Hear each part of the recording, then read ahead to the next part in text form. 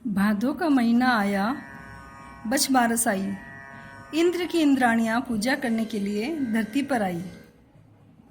तो जंगल में उनको गाय दिखी। गाय की पूजा करने लगी। आगे से पूजा करे गाय की तो गाय सींग मारे, पीछे से पूजा करे तो गाय लाते मारे। इंद्राणियाँ बोली, हम तो तुम्हें पूज रहे हैं और तू हमें मारती है। गाय बोली, मुझ अकेले को क्यों पूजते हो? बछड़ा व गाय दोनों की पूजा करो। इंद्र की इंद्राणियों ने डाब का बच्चा बनाया और गाय के पास बैठाया। अमृत के छींटे दिए। गाय के पास आते ही बछड़ा जीवित हो गया और गाय का दूध पीने लगा। सभी ने उसकी पूजा करी। गाय ने इंद्राणियों से कहा, आपने मुझे तो बछड़ा दिया, मेरे मालकिन के भी बच्चा नहीं है, उन्हें भी दो। इंद्राणियों ने थोड़े मोठ के आंखें दिए और बोली, ये उन्हें खिला देना। गाय के कान में रख दिए। फिर गाय बछड़े को लेकर घर आई। गाय के साथ बछड़ा देखकर मालकिन बहुत खुश हुई और वह गाय को कहने लगी, मेरे भी बच्चा नहीं है, तू तेरे बच्चा लाई है। अगर तू मेरे बच्चा लाएगी तो तुझे अंदर आने दूंगी। गाय बोली, अभी तो तू मुझे घर में आने दे। आने वाली बछबारस तक तेरे भी बच्चा हो जाएगा। कान को झड़काया, उसमें से इंद्राणियों के दिए हुए मोठ के आंखें गिरे। मालकिन को बोली, तू ये दाने उठाकर खा लो। वो मोठ का दाना उठा के खा ली। भगवान की कृपा से मालकिन भी गर्भवती हो गई। 90 महीने उसके भी बच्चा हो गया। बछबारस पर उसने भी गाय की ओगड़े की पूजा करी। भगवान उसको बेटा दिया, वैसे सबको देना। कहते सुनते हुकारा भरते सभी को गाय माता कृपा करना। घटती हो तो पूरी करना, पूरी को परिवान चढ़ाना। बोलिए गौ माता की जय। 2 सासू बहू थी, दोनों ही भोली भाली थी। सास गाय चराने गई और बहू से कहा कि आज गेहूंला जौला का बाटा बना लेना। उसके घर में भी बछड़े का नाम गेहूंला जौला था। पहले की बहुएं सास से घूंघट करती थी और बोलती भी नहीं थी। बहू समझी नहीं कि सासू जी ने क्या कहा और सासू जी से पूछ भी नहीं पाई। उसने सोचा बछड़े का नाम ही गौला जौला है, उसके लिए ही बोला होगा। तो उसने बछड़े को चीर बंधार कर हांडी में डालकर चूल्हे पर चढ़ा दिया और शाम को गाय को लेकर सासू जी आए और कहा, बहू बछड़ों को छोड़ो, मैं गाय का दूध निकालूंगी। बहू ने मन में विचार किया, सुबह तो सासू जी कह कर गए थे कि गौला जौला का बाटा बना लेना, अब मैं कैसे छोड़ूं? मैंने तो उसको चीर बंधार के उनको हांडी में रांधने के लिए रख दिया। बहू खड़ी खड़ी हाथ मसले। इधर गाय भी बछड़ों के लिए रंभाने लगी। दोनों बछड़े हांडी फोड़कर बाहर आ गए। हांडी की किनारी उनके गले में रह गई। उन बछड़ों में से गरम गरम बाफें निकल रही थी। वो आकर गाय का दूध पीने लगे। सासू जी ने बछड़ों को देखा तो देखते ही बहू से पूछा, ये इनको क्या हो गया है? तब बहू ने सारी बात बताई कि आपने ही तो कहा था कि गौले जौलों को बाटा बंधा लेना। सासू जी ने कहा, मैंने तो तुमको गेहूं जौ का बाटा बनाने के लिए बोला था, पर बछबारस माता गाय की कृपा से पूजा करी थी आज अपन ने गाय की, इसलिए हमारी टेक रखी है। भोलों के भगवान होते हैं, भोलों के भगवान हमेशा ही रक्षा करते हैं। दोनों बछबारस माता गाय माता के पैर पड़ी। पूरे गांव में हेला पड़ा दिया कि आज के दिन गेहूं जो नहीं खाना चाहिए, चाकू से कटा नहीं खाएं। हे बछबारस माता, आपने सासू बहू की लाज रखी, वैसे सबकी रखना। खोटी की खरू, अधूरी की पूरी करना। एक सेठ सेठानी थे। उनके एक बेटा बहू और 2 पोते थे। एक पोते का नाम हंसराज और एक का नाम बछराज था। सेठ जी ने तालाब खुदवाया, पर 2-4 वर्ष से बरसात नहीं होने से अकाल पड़ा। तालाब में पानी नहीं आया। सेठ जी ने गांव में विद्यमान पंडितों को बुलाकर पूछा कि यह तालाब कैसे भरेगा? तो पंडितों ने कहा, आपके बड़े पोते की बलि दो तालाब के तीर पर गाड़ो तब तालाब भरेगा, क्योंकि तालाब बल्ली मांगता है। तब सेठ जी ने सोचा कि गांव की भलाई के वास्ते मुझे यह काम करना चाहिए।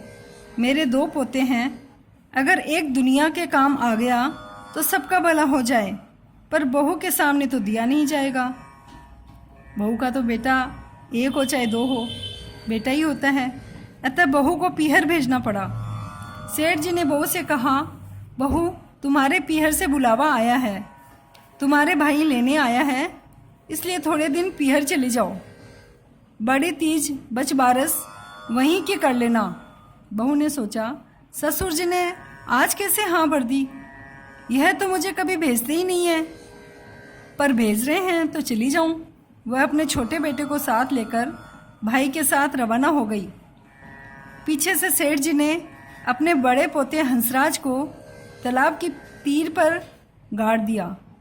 पोते के गाड़ते ही इतनी बरसात हुई कि तालाब लबालब भर गया। गांव में पानी ही पानी हो गया। सब खुश हो गए। सब गांव वाले कहने लगे, देखो सेठ जी ने कितनी भलाई का काम किया है। बच बारस का दिन आया।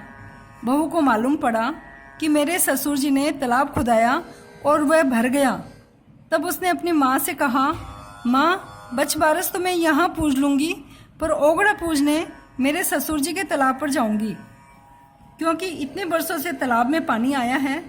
बहू का पियर पास ही था, तो वह सबको साथ लेकर ओगड़ा पूजने तालाब पर आई। इधर सेठ जी सेठानी जी गांव वाले भी आए। बहू ने ओगड़ा पूजकर लाडू रखा और आवाज़ दी, आओ मेरे हंसराज, आओ मेरे बछराज, लाडू उठाओ।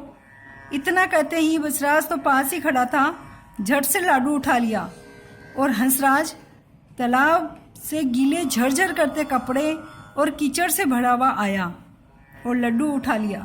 हंसराज को आवाज़ देते समय सेठ सेठानी खड़े खड़े देख रहे थे और डर रहे थे कि अब बहू को क्या जवाब देंगे, और वह मन ही मन गाय माता ओगड़ भगवान को याद कर रहे थे। इसलिए भगवान ने उनका सत रखा। हंसराज को गीले कपड़े में देख बहू ने कहा, यह है क्या? तब सेठ जी सेठानी जी बहू के पैर पड़े और कहा, बहू तेरे भाग्य अच्छे जो हंसराज आया। इसे तो हमने लोगों की भलाई के लिए तालाब में गाड़ दिया था। बहू बोली, नहीं ससुर जी, भाग्य आपके अच्छे, आपने लोगों की भलाई करी, इसलिए भगवान ने आपका सत रखा। आप पढ़ो बचबारस माता के पैर और मैं पढ़ूं आपके। हे बचबारस माता। सेठ सेठानी बहू की लाज रखी, उनको उनका पुत्र वापस दिया। वैसे सबकी लाज रखना। आज भी यह प्रथा चल रही है। गांव में तालाब किनारे ओगड़ की पूजा कर लाडू रखते हैं। तो हे भगवान ओगड़ भगवान, उनकी टेक रखी, ऐसे सबकी रखना। घटती हो तो पूरी करना, पूरी को परिवार में चढ़ाना। एक गाय रोज जंगल में चरने जाती। एक दिन चरती चरती दूर चली गई। वहाँ एक शेर बैठा था। गाय को देखकर बोला, मैं तुझे खाऊंगा। यह सुनकर गाय डर गई और बोली, मुझे आज मत खाओ, मैं मेरे बछड़े से मिलकर आऊं तब खा लेना। शेर ने गाय से वचन ले लिया। पहले जानवर भी सत पर रहते और अपना वचन निभाते। घर पहुंचकर गाय बच्चे को दूध पिलाते समय रोने लगी। आंसू बच्चे की पीठ पर गिरे। बच्चे ने पूछा, माँ तू आज क्यों रो रही है? गाय बोली, मुझे तो सुबह मरना है, और सारी बात बताई। बछड़ा बोला, माँ मैं भी सुबह साथ चलूँगा। माँ बोली, शेर तुझे भी खा जाएगा। पर बछड़ा माना नहीं। सवेरे दोनों को देखकर शेर बोला, यह तो बहुत अच्छा हुआ, आज तो 2 शिकार है।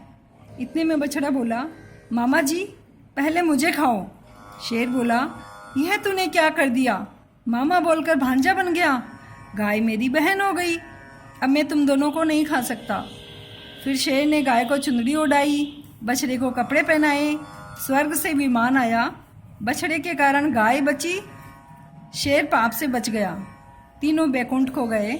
इसलिए आज गाय के साथ बछड़े को भी चरने के लिए भेजना चाहिए। घटती हो तो हे भगवान, घटती हो तो पूरी करना, पूरी को परवान चढ़ाना। पथवारी माता की कहानी। एक गांव में एक डोकरी माई रहती थी।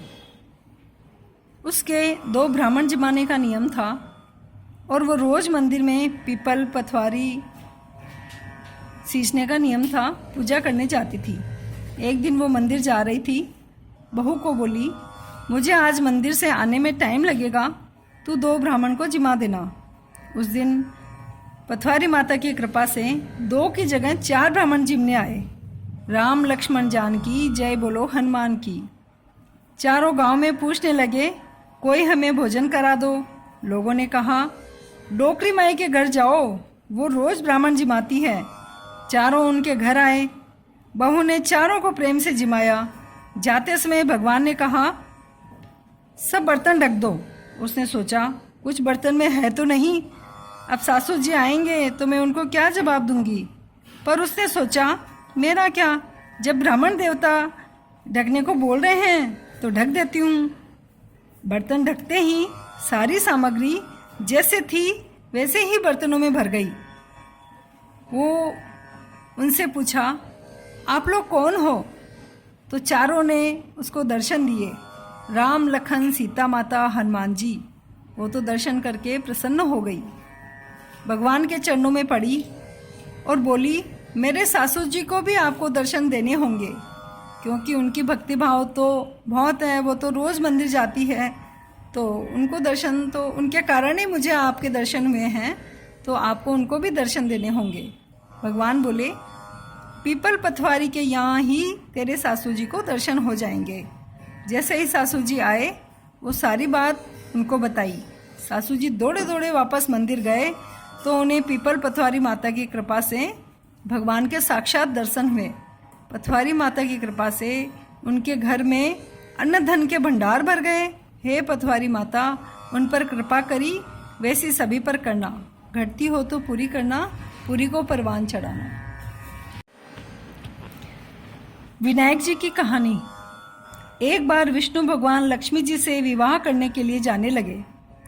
सारे ही देव देवता को बारात में जाने के लिए बुलाया।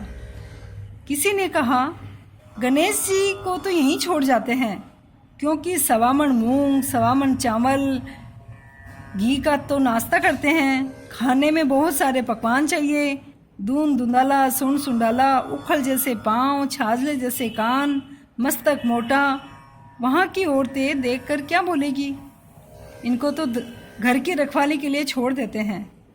गणेश जी को बोल दिया, देखो आपको सबसे अच्छा काम सौंपा है, आपको तो घर संभालना है। गणेश जी खुश हो गए। उधर नारद जी गणेश जी को आकर भड़काते हैं, आपका तो अपमान किया है, बारात बुरी लगती इसीलिए आपको छोड़कर गए हैं। गणेश जी ने अपने चूहों को आदेश दिया, सारी धरती को पोली कर दो, थोती कर दो। सब कोई उधर से निकलने लगे। भगवान का रथ के पहिए धरती में धंस गए, क्योंकि चूहों ने सारी धरती को पोली कर दिया था। रथ को खूब निकाला पर वो नहीं निकल रहा था। फिर खाती को बुलाया, उसने पहिए के हाथ लगाया, जय गणेश जी नाम लिया, उतने में ही रथ बाहर आ गया। सभी ने पूछा, गणेश जी का नाम क्यों लिया? खाती ने कहा, गणेश जी के सुमरे बिना कोई भी कार्य सिद्ध नहीं होता।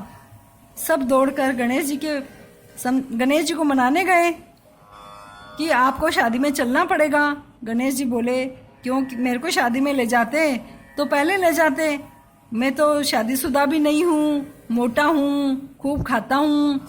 तो सब ने कहा कि नहीं, पहले गणेश जी की शादी करेंगे, फिर विष्णु भगवान की शादी होगी, बारात रवाना होगी। तो पहले गणेश जी की शादी रिद्धि सिद्धि से करवाई, बाद में विष्णु भगवान लक्ष्मी जी को परणाई। सब कामों को सिद्ध करने वाले विघ्नहर्ता मंगलकर्ता गणेश जी महाराज की जय। लपसी तपसी की कहानी। एक डोकरी के 7 बेटे थे, 7 बहुएं थी। काम के लिए आपस में बहुएं बहुत लड़ती थी। बड़ी कहती, मैं रसोई का काम संभालती हूँ, मैं ही खाना बनाती हूँ। छोटी बोलती, घर के सारे झाड़ू पोछे केवल मैं ही करती हूँ। तीसरी बोलती, सारे घर का पानी तो मैं ही भरती हूँ। ऐसे करते करते बहुत लड़ाइयाँ होने लग गई। एक दिन बुढ़िया माई ने सोचा 4 घड़े पानी के बावड़ी से मैं ही लाकर भर दूंगी, थोड़ी तो लड़ाई कम होगी। वो घड़ा लेकर बावड़ी पर गई।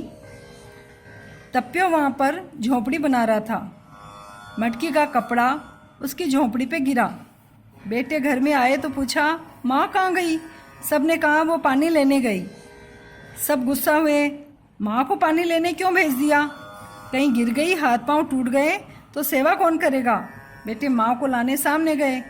तप्पिया के प्रभाव से डोकरी के हाथ में सोना के कड़े हो गए, मोती का कपड़ा चांदी का घड़ा हो गया। सब बेटे सामान लेके डोकरी को घर ला रहे थे। सब बहुएं घबराई, उनके हाथ में सोने के कड़े चमक रहे थे। सबने सासू जी के लिए गर्मा गर्म पिस्ता बादाम का दूध लेके आई। डोकरी ने गटगट दूध पी लिया। मोटी रोटी घी शक्कर डाल के बनाई। बेटी बोली, आज भाभियाँ बहुत लाड कर रही है। वो बोली, तप्प्यो झोंपड़ी बनावता नातनियों उड़ जाए, तप्प्या का बिना इतना सुख कौन बताए। हे भगवान, तप्प्या को तप को फल मिलना, हमें हमारी कहानी कथा का फल देना। घटती हो तो पूरी करना, पूरी को परवान चढ़ाना। आशा बाड़ी जावा बेटी कान कुंवारी काई करे। 36 करोड़ दे देवता की बाड़ी सिमरै, बछबारस बाता की बाड़ी सिमरै, पथवारी माता की बाड़ी सिमरै, सूरज भगवान पीपल तुलसा जी की बाड़ी सिमरै, सारा ही दे देवता की बाड़ी सिमरै। बाड़ी सिमरै हम काई वै, अन्न वै, धन वै, लाभ वै, लक्ष्मी वै, अनपुत्र न पुत्र वै, बिछड़े न मेड़ो वै। हे भगवान पथवारी माता, बछबारस माता, आपकी जय हो।